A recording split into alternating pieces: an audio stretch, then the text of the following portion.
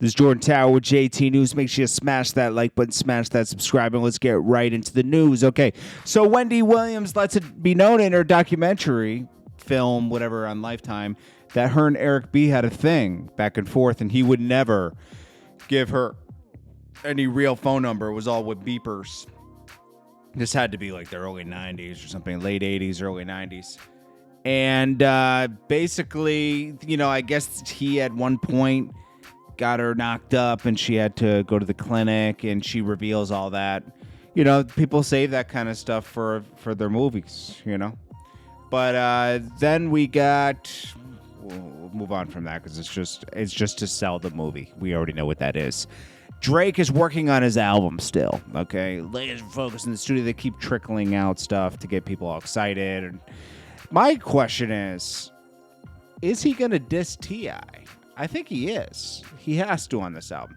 T.I. really went hard on that. Like, he didn't have to put that in his last album, but he did it to sell albums. Let's be honest, okay? T.I. talked about this in 2015 a little bit because Meek Mill had let the cat out the bag about somebody, taking a little drizzy on Drizzy from T.I.'s camp. And then he let it out on a song just last year, So it's like, then he was doing interviews about it, getting a lot of attention. Drake has yet to make a song, or he probably saved it for the album, to say something about T.I. I mean, it's inevitable, and T.I. should be expecting that. I'm surprised that Drake could even since Meek let it out the bag and T.I. kind of allegedly confirmed it in 2015.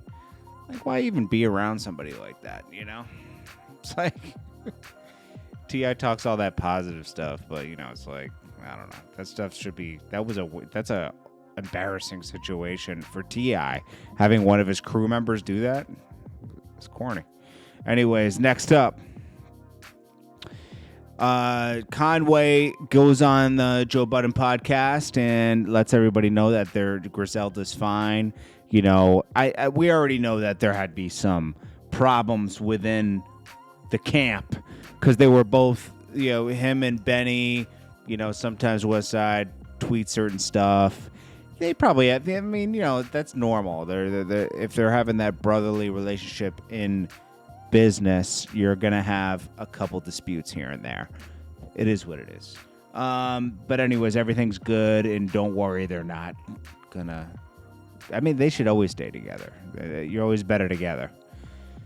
Then we got Papoose claiming he's quitting music. I think it's just a ploy to sell his album at the end of the year. And then Remy Ma. I thought Remy Ma had quit music. I forgot she didn't. She's been through... After All the Way Up with Fat Joe, she decided to go to Capitol instead of signing with Fat Joe or taking the Fat Joe route of being independent. And that Capitol deal didn't seem to work, okay? She did a song with Lil' Kim and everything. You know what I think derailed Remy? Because she's a good rapper. But nobody seeks her out for features or anything. Notice that. She's not even on anybody's mind to do a feature with these new girl rappers, or woman rappers, I would say.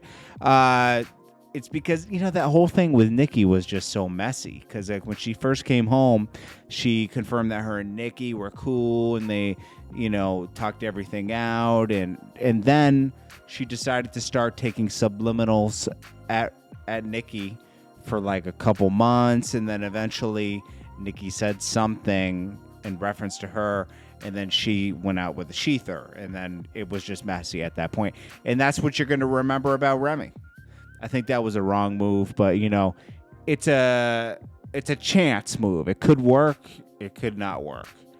It didn't work, but Remy's Remy. She's still gonna continue to be on Love and Hip Hop and do other stuff. And if she ever drops an album, then it'll do something. But she has to get off a major. She should just go indie. Papoose quitting.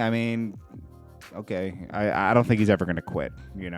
He's very into, he's like one of those like very technical rappers.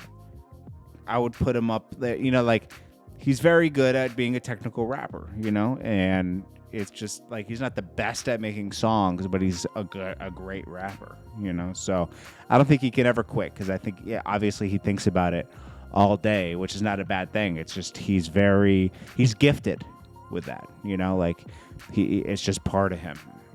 And kind of like it is with Eminem. Eminem could never quit. He's a very technical rapper. I put him in that category, which is, you know, a great category to be in. He's one of the best in being technical. Anyways, this is Jordan Tower with GAT News. Make sure you smash that like button. I'll check you guys in the next one. Appreciate you.